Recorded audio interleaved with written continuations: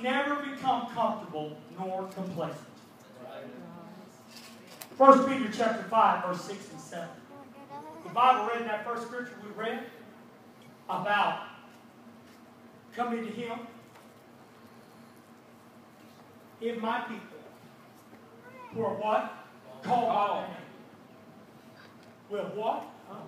Humble themselves. Humble yourselves, therefore, under the mighty hand of God, that He may what? Exalt you in due time. Look at this. You can't become comfortable at the places. Look at Amos 6 and 1. Woe unto them that take ease in Zion. Woe to them that are at ease in Zion, and trust in the mountain of Samaria, which are named chief of the nations, to whom the house of Israel came. Now watch this, folks. Let me give you another translation. It says in the NIV, it says, woe unto them that are complacent in Zion. Complacent. Now I'm going to ask you a question. I'm stopping right here. How many of you got comfortable before with something? You didn't even give it a second thought. It was candid. Well, see, in the spirit realm, we got to be careful of grafting and going back to old-time ways, the way we've done it. Because there's an old saying that you heard, and it comes from a quote from a poem: if you always do what you always done, you're always going to get what you always got. That's right. If you want to be this, you can be that in the world. But you got to separate yourself from others. I'm not saying that I didn't say isolate. I didn't say that. That's right. That's right. But we as brothers and sisters, somewhere or another, we have to get a...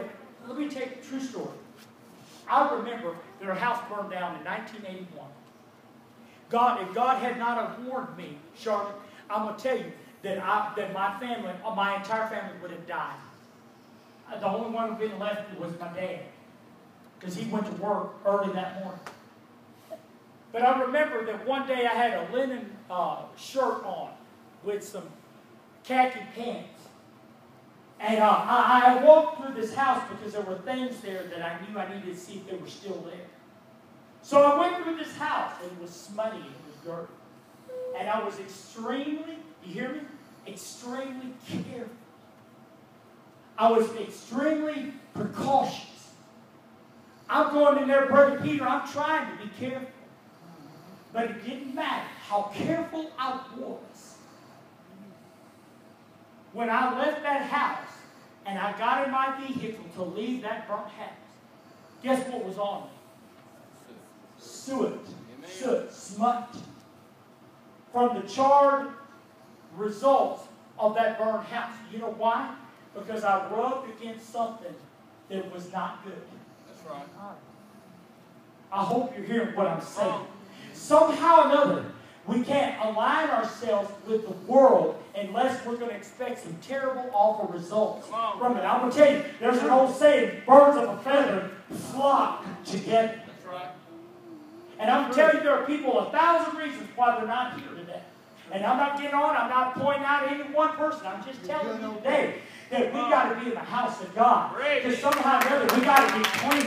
We got to make sure we stay clean. And we got to make sure that we stay right.